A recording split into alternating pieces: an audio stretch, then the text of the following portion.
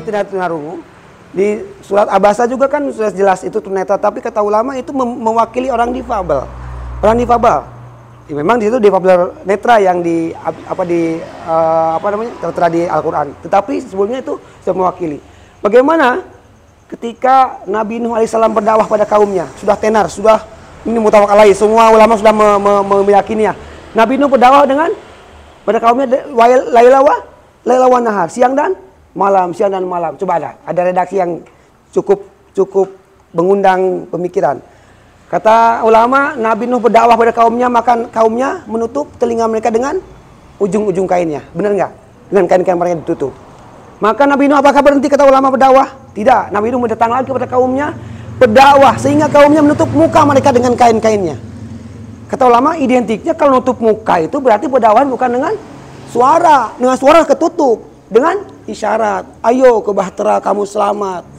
Ayo, ini dengan isyarat Nabi Nuh, kata ulama. Ketika ulama melihat mereka berdakwah, mengaji, teringat pesan ini. Oh, Nabi Nuh ternyata berdakwah dengan isyarat. Setelah menutup telinga dan setelah dengan berdakwah dengan isyarat nggak menggubris, maka Allah turunkan azab dari langit dan dari bumi. Maka kata ulama, ini alarm terakhir. Ketika mereka sekarang mempelajari Al-Quran dengan isyarat, berdakwah, menyampaikan hadis dengan isyarat. Kalau kita tidak menggubrisnya, na'udzubillah, takutnya ini alarm terakhir, Allah turunkan azab dari langit dan bumi. Mereka berdakwah kepada kaumnya dengan isyarat. Kepada kaum mereka dengan isyarat. Kepada kita, dia dakwah dengan isyarat, kita terjemahkan. Coba, bagaimana dengan surat Yasin. Ketika tangan dan kaki yang bicara, mulut nggak bisa dikunci. Kapan itu? Di akhirat. Jangan di akhirat, di sini pun sudah terbukti tangan mereka yang bicara. Kita yang mau bicara, kita berdakwah tidak didengarkan, mereka tangannya yang bicara. Ini sebetulnya sindiran dari Allah. Tadkirah untuk kita bahwa ini adalah pengingat buat kita bahwa Allah mampu dan bisa mengganti kita yang punya kesempurnaan dengan orang lain yang tidak sempurna untuk bisa menghafalkan kalamullah, menyampaikan kalamullah, menyampaikan hadis Nabi. Mereka mampu. Allah berikan mampu. Bahkan ada yang tumbuhan yang berdakwah dengan bentuknya la ilaha illallah. Melihat begitu banyak orang kafir masuk Islam. Betul ya? Begitu mungkin Ustaz. Ya, banyak lagi dasar-dasar kita bagaimana mempertahankan mereka ini. Termasuk tadi yang dikatakan santri kami ketika diwawancara VOA, kenapa kamu harus beribadah? Kata beliau, saya manusia. Allah menciptakan jin dan manusia untuk beribadah kepada Allah. Saya manusia, kan ya. Ada lagi? Ya Ibu. Waalaikumsalam.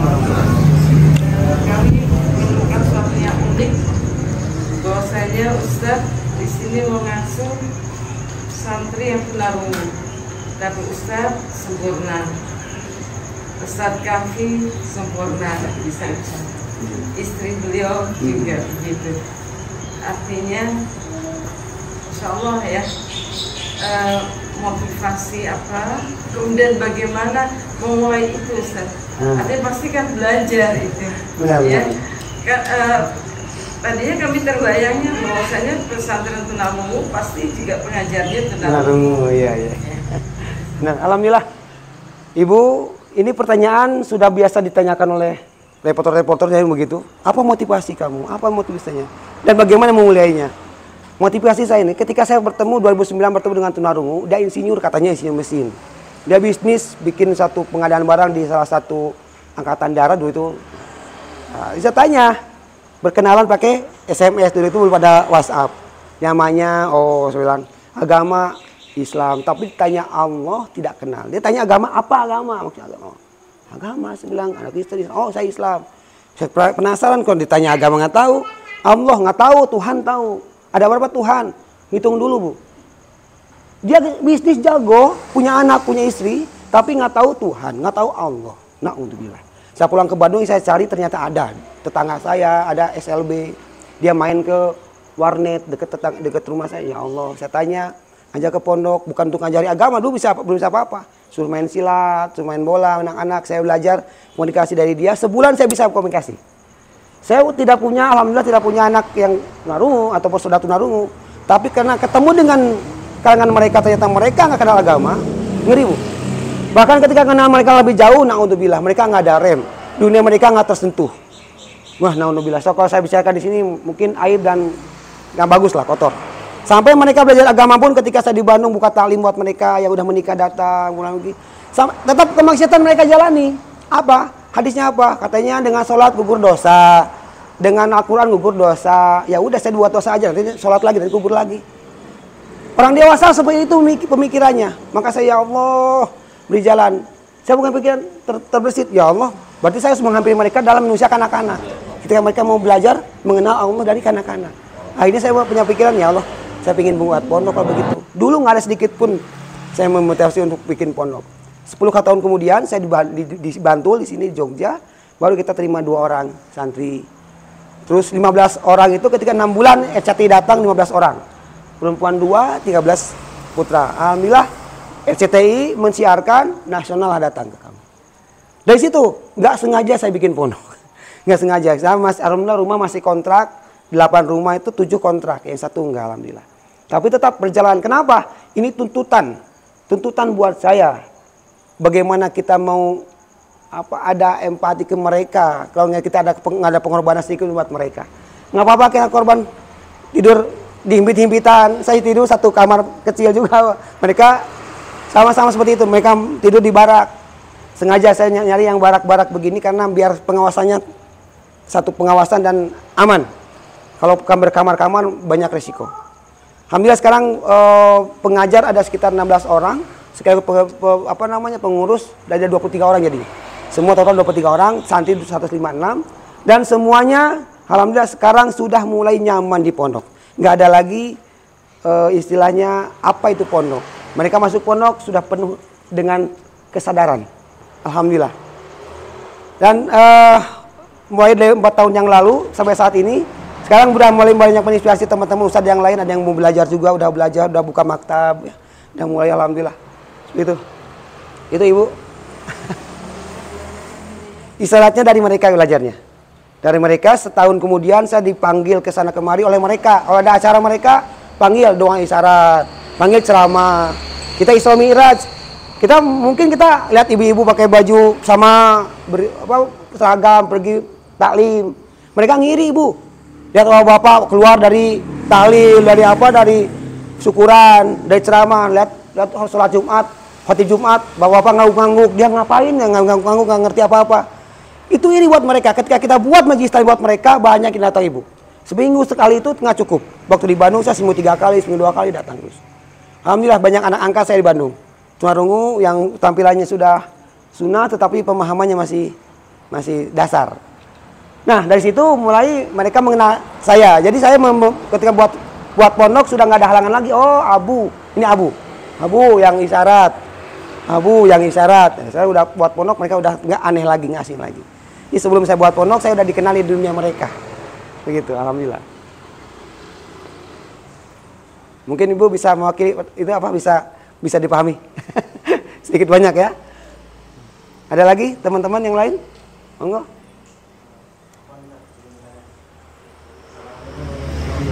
Waalaikumsalam. Kan saya kan masih bingung. Di pemikiran saya itu kan kayak misalkan kita yang orang normal ini kan, jadi kayak bahasa itu kan banyak lah gitu, ada bahasa daerah lah gitu, ada yang bahasa kayak bahasa Indonesia, terus di luar negeri juga ada bahasa dunia gitu kan. Nah terus bagaimana cara ngajarin teman-teman yang tunarungu ini itu yang dari fase nolnya gitu, maksudnya apakah mereka itu dari tiap daerah, ada yang Aceh, ada yang Papua, misalkan ada yang Sulawesi, ada Kalimantan, itu punya ciri khas bahasa tunarungu yang tersendiri, atau memang udah fitrahnya dari sana bahasanya itu satu gitu, bahasa tunarungunya itu satu, atau tiap daerah itu beda-beda gitu. Nah tadi kayak Ustadz tadi kan ngajarin yang namanya ada bahasa Arabnya, ada bahasa Indonesianya. Nah apakah bahasa tunarungu yang bahasa Indonesia sama bahasa Arab itu kelainan juga atau gimana Ustaz? Ya alhamdulillah, pertanyaan bagus sekali, menggali sekali nih pertanyaannya. Jadi bahasa mereka enggak seperti ikan lahir jadi bisa bahasa ikan gitu, enggak ya. Jadi bahasa mereka itu sama seperti kita, ada kedaerahan, nasionalnya, internasionalnya ada. Nah yang kita pelajari, yang anak-anak ngaji itu internasional untuk Arab. Jadi bahasa universalnya itu yang Arabnya dari orang negara Arab, emang itu hurufnya alif ba ta sa sama se-Arab. Ya, sama mereka. Terus mereka bagaimana cara komunikasi yang Kalimantan tadi, yang Aceh datang ke sini gimana? Ada bahasa daerah. Tetapi ada yang mulia, mereka ini di SLB nggak diajarin bahasa yang baku. Mereka bergaul lah, itu yang bahasa pengantin, bahasa pergaulan mereka. Tetapi bahasa mereka ini minimal tiga komponen bahasa mereka. Ada bahasa tangan, ya, saya di mana, ini tangan nih, kemana, kenapa, ya ini tangan. Ada bahasa linguistik, wajah, mimik, ya, dan body language. Nah, dua bahasa ini seluruh dunia sama. Gak ada yang lapar megang kepala, nggak ada, Bu. Lapar nih, itu apa bukan? Lapar ke sini. Haus pasti ke sini. Ya, marah pasti begini. Senang pasti senyum. Kaget pasti gimana. Itu sama semua. Linguistik dan body language sama. Bedanya apa? Cuma tangan aja, sedikit-dikit. Father, mother. Bapak, ibu. Ada juga ibu. Di Bangladesh, India, perempuan. Lakinya ke sini. Kalau di Indonesia, laki-laki perempuannya ke sini. Karena anting di sini. Kalau di India, antingnya di sini. Ya, di Padang menikah begini. Di Bandung menikah begini. Padang menikah begini, kenapa ada kipasnya gede? Macam-macam. Bahasa Isal itu natural. Natural bagaimana dia hidup di mana? Di Padang, ya Padang. Panggilan Padang, Padang begini. Bandung, Bandung. Bandung begini karena dulu zaman Belanda datang ke Bandung itu meler. Sampai sekarang panggilan Bandung begini, Bandung. Nggak bisa dirubah itu. Jakarta begini. Apa? Monas, pinter nih, pinter. Kayaknya cocok aja syarat. Surabaya begini. Surabaya. Iya. Oh lagi, Palembang begini. Jembatan Ampera. Pinter-pinter nih kayaknya. Ambon. Ambon. Ini Ambon. Oh, Ambon, Manise ya, Ambon. Malang. Nah, ya macam-macam. Tadi itu Tegal. Ada Tangerang. Ini dia ininya apa gapuranya begini kan? Tangerang. Bekasi. Ada lagi Banten. Ada Tugu Banten yang besi itu Banten. Jadi ada inisial tertentu yang khas di situ. Nah, itu mewakili nama-nama. Sama, keseharian pun sama. Saya datang ke Malang. Izin saya mau pulang. Apa pulang ke sini? Saya bilang, kenapa pulang ke sini? Saya kan pulang. Ini selesai dengan ini pulang. Oh, mungkin dulunya ngomong pulang cipika-cipiki, itu dua gitu. Oh, pulang mungkin. Jadi mereka itu ya natural gitu rasanya. Tetapi itu tidak menghalangi mereka berkomunikasi antar dunia, antar belahan, antar negara. Anak-anak kita ini kalau udah video call dengan orang India, jalan. Dengan orang Cina, lihat dulu gini sebentar. Nge-matchingan dulu. Udah nyambung, udah. Ngocol aja. Nah, ini bedanya. Datang nih dari yang baru. Ada yang baru dari Ambon. Kenalan sama, nama siapa, dasar. Setelah itu dia penyesuaian ke pondok, baru ada bahasa pondok yang diserapnya. Najis. Kotor dengan najis beda. Najis mugulado. Nah, ininya yang membuat mereka semangat itu mau mengetahui makna dan arti itu karena ini udah cantolan-cantolan dari makna. Mugulado, cuci 7 kali. Begitu.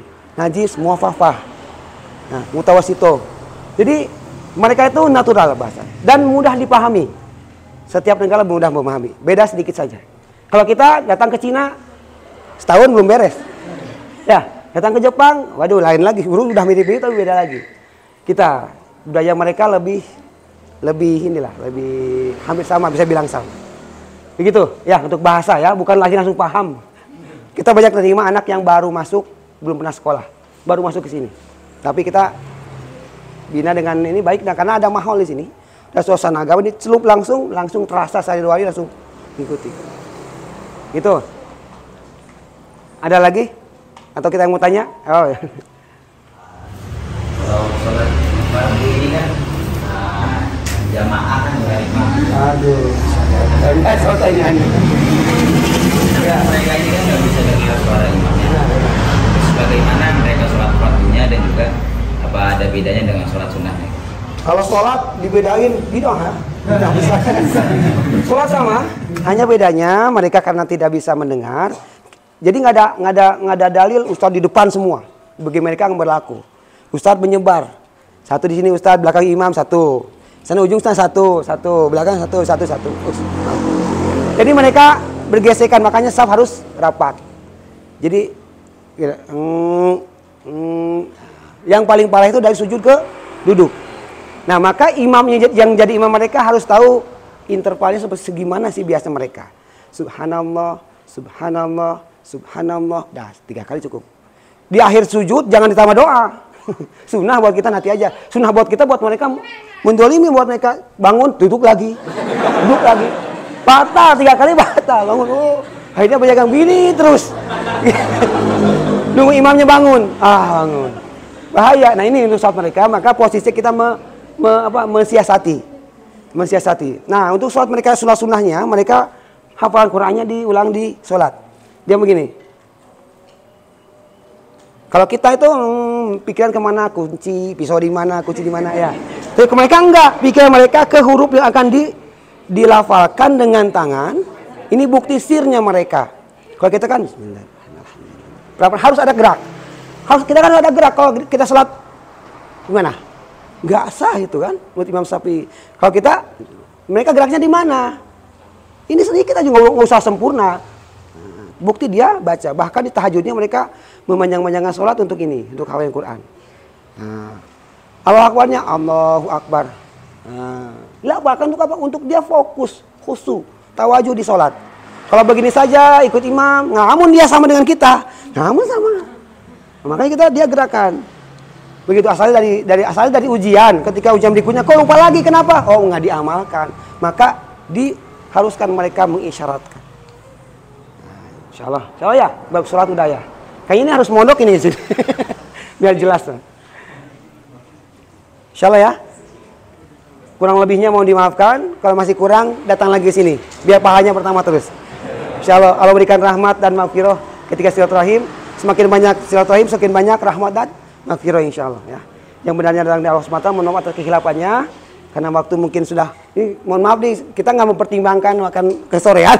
Jadi lampunya belum dipakai untuk ngaji, masih untuk istirahat tidur, mereka gelap di sini. Mohon maaf atas kekurangannya sekali lagi. Mohon diikhlaskan, dan nanti insya Allah kalau Jakarta kami insya Allah silaturahim ke Pondok Al-Hidayah. Kapan-kapan mudah-mudahan ada diberikan waktu dan usia ya. Insya Allah. Ada tanya? Nggak ada? Cukup? Siapa ya? Hah? Tanya?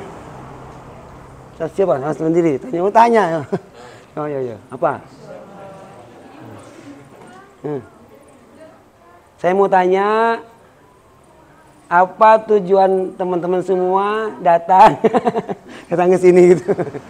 Jadi semua pembicara sambutan direkam, tetapi nggak ke tangkap apa tujuannya gitu. Pertama apa? Tujuan saya mau jawab siapa? Tujuannya apa datang ke sini? Silaturahim. Tujuan datang sini untuk pertama silaturahim. Kedua, sedekah wakaf Al-Quran. Alhamdulillah, jazakallahu khair. Apa lagi? 3,